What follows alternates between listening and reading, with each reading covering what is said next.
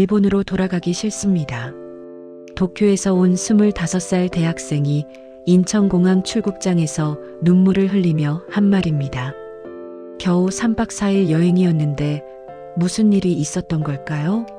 그는 일본 최대 커뮤니티에 이렇게 썼습니다. 한국에서 3일 살아보니 일본이 얼마나 불편한 나라인지 깨달았습니다. 지금 일본 인터넷이 발칵 뒤집혔습니다.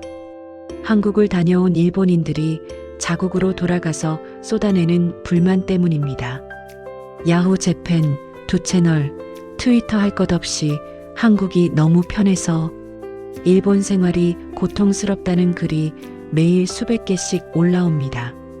대체 한국에서 무슨 일을 겪은 걸까요? 오늘은 일본인들이 한국에 와서 가장 충격받는 3가지를 실제 사례를 통해 보여드리겠습니다. 특히 3번째는 여러분도 전혀 예상하지 못할 겁니다. 오사카에서 온 32살 직장인 타나카 씨 이야기부터 시작하겠습니다. 그는 서울 출장 첫날 밤 호텔에서 정말 이상한 경험을 했습니다. 새벽 2시 출장 준비하느라 저녁을 못 먹어서 배가 고팠습니다. 일본이었다면 편의점 도시락을 먹어야 했겠지만 동료가 한국에서는 치킨 시켜 먹으라고 했습니다. 새벽 2시에 치킨이요? 농담하시는 거죠? 그는 믿을 수 없었습니다. 동료가 배달의 민족 앱을 보여줬습니다. 화면을 켜자마자 수백 개의 식당이 보였고 모두 영업 중이었습니다. 치킨집만 해도 수십 곳이 떴습니다. 타나카 씨는 반신반의하며 한 곳을 골라 주문했습니다. 앱에는 27분 후 도착 예정이라고 표시됐습니다. 그는 시계를 봤습니다. 정말 27분 후에 올까? 일본에서는 낮에 피자를 시켜도 1시간 반은 기다려야 하는데 정확히 26분 후 초인종이 울렸습니다. 배달원은 웃으며 뜨끈뜨끈한 치킨과 콜라, 심지어 무까지 챙겨줬습니다. 타나카 씨는 그 순간 충격을 받았습니다. 새벽 2시에 주문한 지 26분 만에 갓 튀긴 치킨이 호텔 방 앞까지 왔습니다. 그는 치킨을 먹으면서 계속 생각했습니다. 이게 가능한 일인가? 일본에서는 상상도 못할 일이었습니다. 일본은 배달 가능한 음식 자체가 제한적입니다. 피자, 초밥, 맥도날드 정도. 치킨 배달? 그런 건 없습니다. 밤 11시 이후 배달? 더더욱 없습니다. 배달비도 문제입니다. 일본에서 피자 한 판 시키면 배달비만 500엔에서 800엔, 우리 돈으로 5,000원에서 8,000원입니다. 타나카 씨가 시킨 치킨은 배달비가 3,000원이었습니다. 게다가 치킨 가격 자체도 일본보다 쌌습니다. 다음날 점심 타나카 씨는 동료들과 회의를 마치고 배달로 점심을 먹었습니다. 중국 음식을 시켰는데 20분 만에 왔습니다. 저녁에는 족발을 시켰습니다. 족발도 배달이 된다는 게 신기했습니다.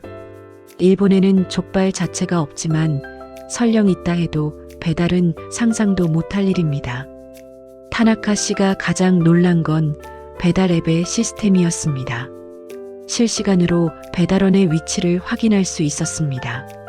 지도에서 움직이는 점을 보면서 지금 건물 앞에 도착했네요 라고 예측할 수 있었습니다. 일본 배달은 언제 올지 몰라서 계속 초인종 소리에 신경 쓰며 기다려야 합니다.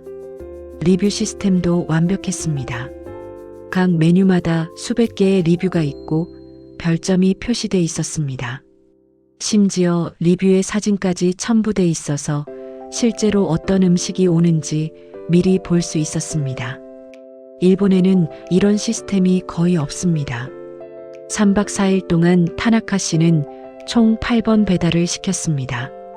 치킨, 중국 음식, 족발, 피자, 한식, 분식까지 모두 30분 이내에 도착했고 모두 따뜻했으며 모두 맛있었습니다. 그는 일본으로 돌아가는 비행기 안에서 생각했습니다. 한국 사람들은 이런 걸 당연하게 여기는구나. 일본으로 돌아온 타나카 씨는 첫날 저녁 배가 고파서 배달을 시키려다가 멈췄습니다. 일본 배달 앱을 켰지만 선택지가 너무 적었습니다. 피자 아니면 초밥. 그것도 배달비 포함하면 5,000엔 가까이 나왔습니다. 그는 결국 편의점에 가서 도시락을 샀습니다. 그날 밤 타나카 씨는 일본 최대 커뮤니티 2채널에 긴 글을 썼습니다. 한국의 배달 문화를 경험하고 나니 일본이 얼마나 불편한지 깨달았습니다. 새벽에도 밤중에도 언제든 30분 안에 따뜻한 음식을 먹을 수 있는 한국이 부럽습니다. 왜 일본은 이렇게 안 되는 걸까요? 이 글은 순식간에 5만 개가 넘는 댓글이 달렸습니다.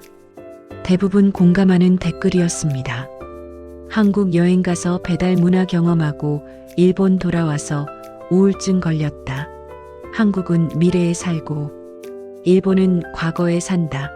한국 배달 시스템 좀 일본에 도입해달라는 댓글들이 쏟아졌습니다. 두 번째 충격은 더 강력했습니다.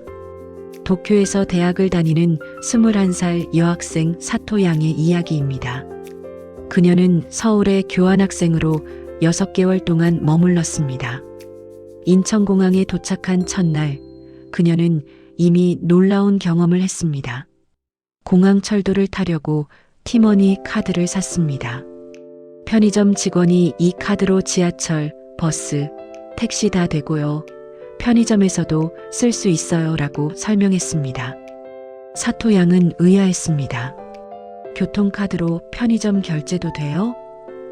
일본의 스이카 카드도 편의점에서 쓸 수는 있지만 그렇게 자연스럽게 권유하지는 않습니다. 서울에 도착해서 숙소로 가는 길, 그녀는 목이 말라서 편의점에 들렀습니다. 물 한 병을 집어들고 계산대로 갔습니다. 1,500원. 그녀가 지갑을 꺼내려는데 직원이 물었습니다. 카드 되세요? 사토 양은 당연히 현금을 낼 생각이었습니다. 1,500원짜리 물을 카드로 긁는다고? 카드로 할게요. 그녀는 호기심에 카드를 냈습니다. 직원은 자연스럽게 카드 단말기를 내밀었고 결제는 3초 만에 끝났습니다. 영수증도 필요 없냐고 물어봤습니다. 사토 양은 그 순간 깨달았습니다. 아, 한국은 정말 다르구나. 일본에서는 소액 결제는 대부분 현금입니다. 편의점에서 물 한 병 사는데 카드 내면 뒤에 줄 선 사람들이 짜증을 냅니다. 많은 편의점이 1,000엔 이상만 카드 가능이라는 팻말을 붙여놓습니다. 한국처럼 1,000원짜리 물도 당연하게 카드로 긋는 문화는 없습니다. 사토 양은 그날부터 실험을 시작했습니다. 모든 결제를 카드로 해보기로 했습니다. 편의점, 카페, 식당, 지하철, 버스, 택시. 놀랍게도 모든 곳에서 카드가 됐습니다.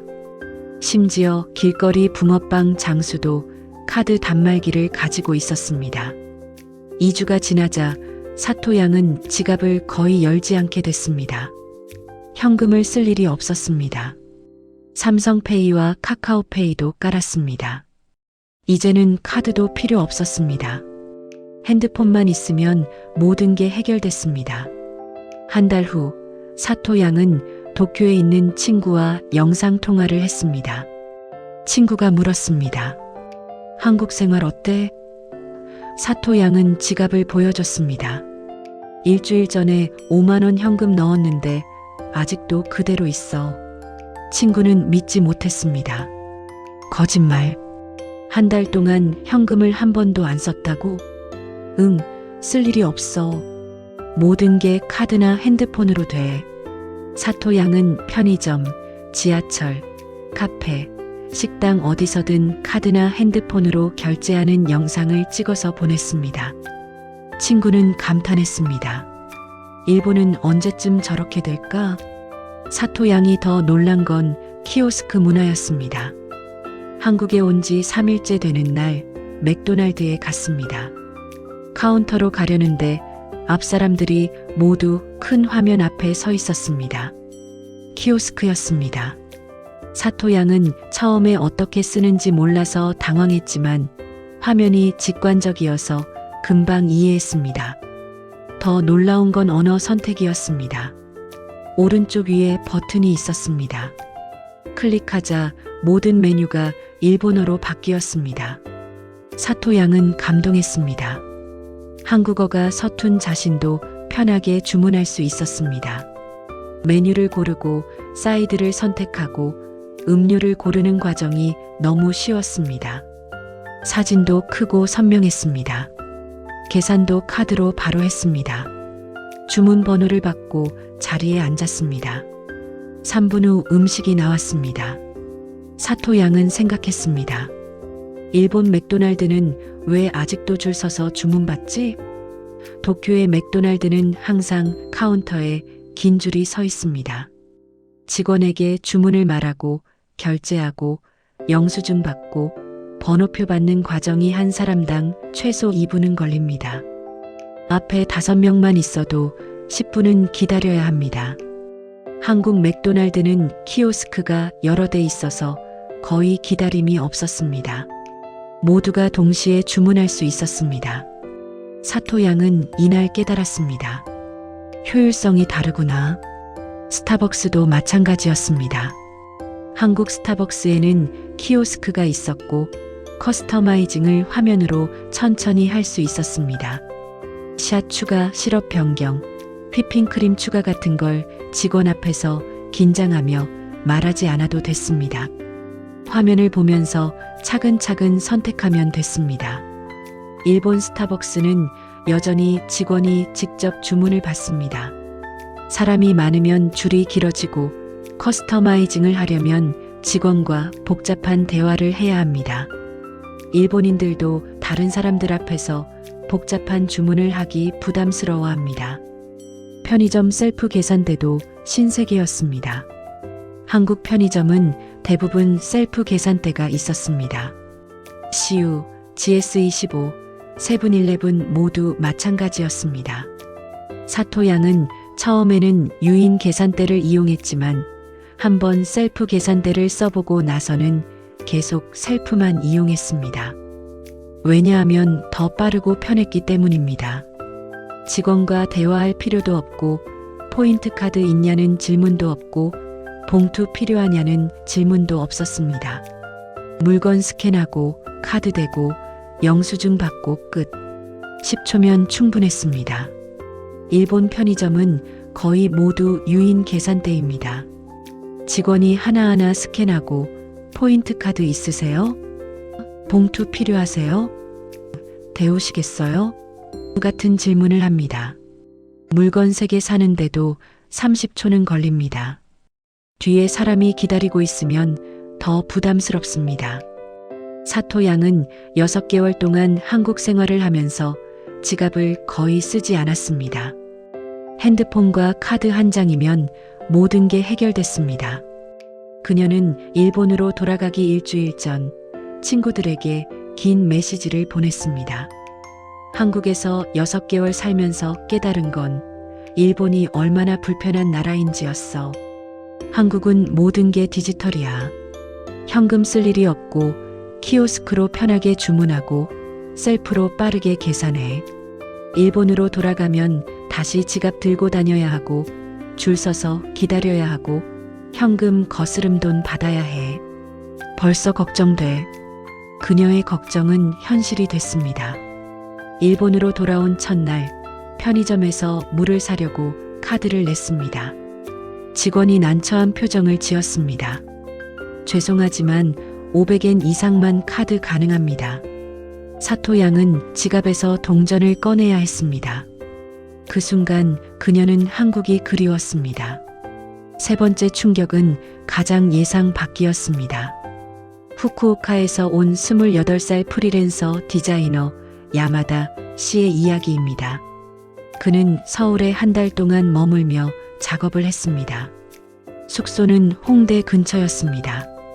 첫날 밤 야마다 씨는 작업을 하다가 새벽 1시가 됐습니다. 배가 고팠습니다. 일본이었다면 편의점에 가서 컵라면을 사 먹었을 겁니다. 하지만 숙소 주인이 근처에 24시간 김밥 천국 있어요라고 알려줬습니다. 새벽 1시에 식당이 열려 있다고요? 야마다 씨는 믿을 수 없었습니다. 일본에서 새벽 1시에 열린 식당은 일부 라멘집이나 이자카야 정도입니다. 그것도 도쿄 신주쿠 같은 번화가에나 있습니다. 일반 주택가에 새벽 1시에 영업하는 식당이 있다니 반신반의하며 밖으로 나갔습니다. 5분 거리에 정말 불이 켜진 식당이 있었습니다. 24시간 영업이라는 간판이 보였습니다. 문을 열고 들어가니 손님이 몇 명 있었습니다. 새벽 1시인데도요. 메뉴를 보니 김치찌개, 된장찌개, 비빔밥, 김밥, 라면 등 다양했습니다.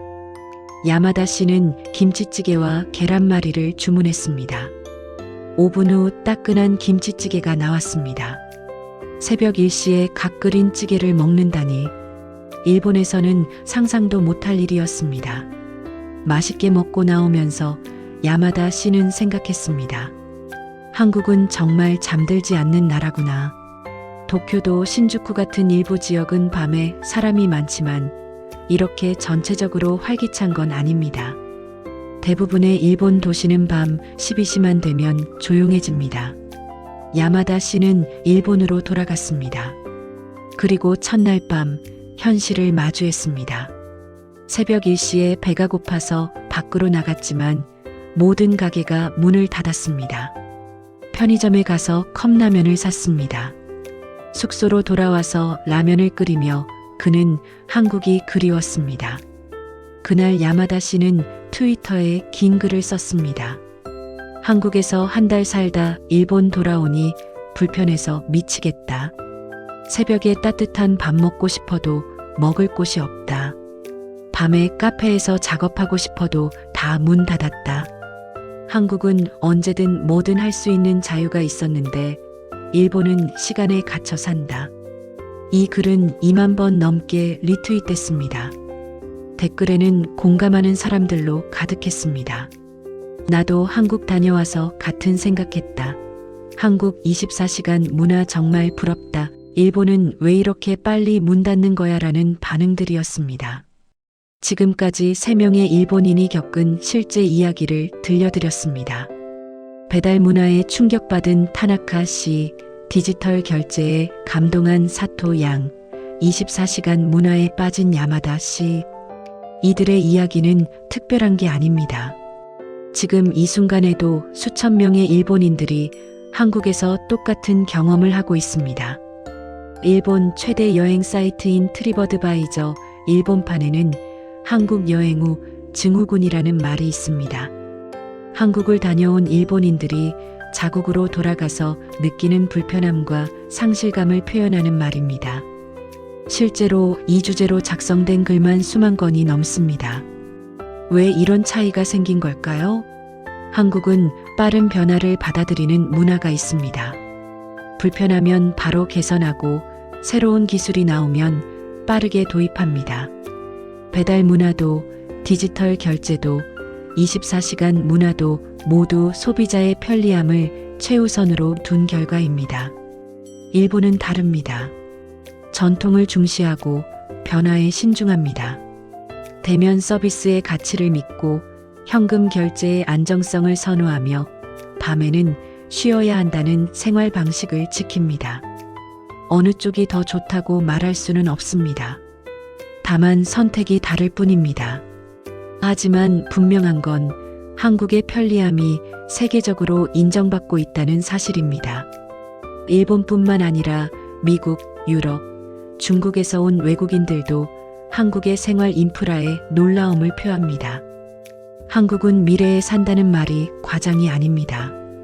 우리는 이런 편리함 속에서 살지만 그 가치를 잊고 살 때가 많습니다. 새벽에 배달 음식 시키는 게 당연하고 카드 한 장으로 모든 결제를 하는 게 당연하며 밤늦게까지 카페에서 시간을 보내는 게 당연합니다. 하지만 일본인들의 반응을 보면서 우리가 누리는 일상이 얼마나 특별한지 다시 생각하게 됩니다. 한국에 산다는 것이 얼마나 큰 행운인지 우리가 가진 편리함이 얼마나 소중한지 깨닫게 됩니다. 물론 한국도 완벽하지 않습니다. 배달 노동자들의 열악한 처우, 무인 시스템으로 인한 일자리 감소, 밤, 문화로 인한 소음 문제 등 해결해야 할 과제들이 있습니다. 편리함의 이면에는 누군가의 희생이 있다는 것도 잊지 말아야 합니다. 그럼에도 불구하고 한국이 만들어낸 이 시스템은 분명 대단한 성과입니다. 짧은 시간 동안 세계에서 가장 편리한 나라 중 하나를 만들어냈습니다. 이건 우리 모두가 자랑스러워해도 되는 일입니다. 인천공항 출국장에서 눈물 흘리며 일본으로 돌아가기 싫다고 했던 그 일본인 대학생을 기억하시나요? 그는 지금 일본에서 아르바이트를 하며 돈을 모으고 있습니다. 다시 한국에 오기 위해서입니다. 이번에는 여행이 아니라 1년 동안 살아보고 싶다고 합니다. 그의 말이 인상적이었습니다. 한국에서 3일 살아보고 깨달았습니다. 편리함이란 단순히 시간을 절약하는 게 아니라 삶의 자유를 주는 것이라는 거요. 한국에서는 언제든 뭐든 할 수 있다는 자유가 있었습니다. 그게 너무 그립습니다. 우리가 당연하게 여기는 이 자유로움을, 이 편리함을 다시 한번 감사하게 바라보면 어떨까요? 지금 이 순간에도 새벽 배달을 준비하는 누군가가 있고 24시간 가게를 지키는 누군가가 있으며 우리의 편리함을 위해 일하는 수많은 사람들이 있습니다. 그들 덕분에 우리는 세계에서 가장 편리한 나라에서 살고 있습니다. 그리고 그 사실을 일본인들이 우리에게 다시 일깨워주고 있습니다. 정말 밤에도 살아있구나. 일본은 밤 11시만 되면 대부분의 가게가 문을 닫습니다. 편의점만 24시간이고 나머지는 모두 잠듭니다. 다음날 저녁 야마다 씨는 작업을 계속하다가 밤 11시가 됐습니다. 카페에서 작업하고 싶었습니다. 일본이었다면 불가능한 일입니다. 도쿄에도 24시간 카페가 일부 있긴 하지만 매우 드뭅니다. 대부분 카페는 밤 10시면 문을 닫습니다. 검색해보니 근처에 24시간 카페가 3곳이나 있었습니다. 야마다 씨는 가장 가까운 곳으로 갔습니다. 밤 11시인데도 사람들이 꽤 있었습니다. 노트북을 펴고 작업하는 사람, 책을 읽는 사람, 친구들과 이야기하는 사람들이 있었습니다. 야마다 씨는 아메리카노를 주문하고 자리에 앉았습니다. 새벽 3시까지 작업했습니다. 그 시간에도 사람들이 계속 드나들었습니다. 카페는 조용했고 와이파이는 빨랐으며 콘센트도 충분했습니다. 야마다 씨는 생각했습니다. 이게 천국인가? 일본에서는 밤에 작업하려면 집에 있어야 합니다. 카페는 일찍 문을 닫고 패스트푸드점도 대부분 밤 11시면 닫습니다. 맥도날드 24시간 매장이 일부 있지만 작업하기에는 시끄럽고 불편합니다. 한 달 동안 야마다 씨는 한국의 24시간 문화에 완전히 빠졌습니다. 작업이 늦어지면 새벽 2시에 24시간 카페로 갔습니다. 배가 고프면 새벽 3시에 24시간 식당에서 따뜻한 국물을 먹었습니다. 헬스장도 24시간이어서 새벽에 운동하고 왔습니다. PC방도 신세계였습니다. 한국 PC방은 대부분 24시간이었습니다. 그것도 엄청나게 좋은 컴퓨터와 게이밍 의자, 큰 모니터가 있었습니다. 음식도 주문할 수 있고 샤워 시설이 있는 곳도 있었습니다. 야마다 씨는 한 번은 PC방에서 밤을 샜습니다. 작업하다가 게임도 하고 영화도 보고 라면도 시켜 먹었습니다. 새벽 5시쯤 샤워하고 나와서 24시간 카페에서 아침 커피를 마셨습니다. 이런 생활이 가능하다니 교통도 놀라웠습니다. 한국 지하철은 밤 12시까지 다녔습니다. 금요일과 토요일은 새벽 2시까지 연장 운행했습니다. 야마다 씨는 금요일 밤 홍대에서 친구들을 만나 새벽 1시까지 놀았습니다. 지하철을 타고 편하게 집에 갔습니다. 일본이었다면 불가능한 일입니다. 도쿄 지하철은 밤 12시 30분이면 끝입니다. 그 이유는 택시를 타야 하는데 택시비가 엄청 비쌉니다. 홍대에서 집까지 정도 거리면 택시비가 1만엔, 우리 돈으로 10만 원은 나올 겁니다. 그래서 일본 사람들은 항상 막차 시간을 걱정합니다. 막차 놓치면 큰일 난다는 말이 일본에서는 정말 현실입니다. 회식할 때도, 친구 만날 때도, 데이트할 때도 항상 막차 시간을 확인합니다. 하지만 한국에서는 그럴 필요가 없었습니다. 야마다 씨가 가장 감동한 건 찜질방이었습니다. 친구가 한국 찜질방 꼭 가봐야 해라고 추천했습니다. 용산역 근처 24시간 찜질방에 갔습니다. 입장료가 1만 원이었습니다. 들어가 보니 완전히 다른 세상이었습니다. 목욕탕, 사우나, 찜질방, 수면실, 식당, PC방, 오락실까지 모든 게 있었습니다. 야마다 씨는 목욕하고, 사우나하고, 찜질방에서 땀 빼고, 식당에서 식혜랑 계란 먹고, 수면실에서 잤습니다. 다음 날 아침 일어나서 다시 목욕하고 나왔습니다. 총 15시간 있었는데 1만 원이었습니다. 일본이었다면 캡슐호텔만 해도 5천엔은 했을 겁니다. 게다가 캡슐호텔은 좁고 답답한데 찜질방은 넓고 편했습니다. 야마다 씨는 한 달 동안 찜질방을 3번 더 갔습니다. 작업이 잘 안 풀릴 때 찜질방 가서 사우나하고 생각을 정리했습니다. 돈도 안 들고 스트레스도 풀리고 완벽했습니다. 한국의 마지막 밤, 야마다 씨는 홍대 거리를 걸었습니다. 새벽 2시였습니다. 거리는 여전히 밝았고 사람들로 가득했습니다. 버스킹하는 사람들이 있었고 치킨을 먹는 사람들이 있었으며 클럽에서 나온 사람들이 웃고 떠들었습니다.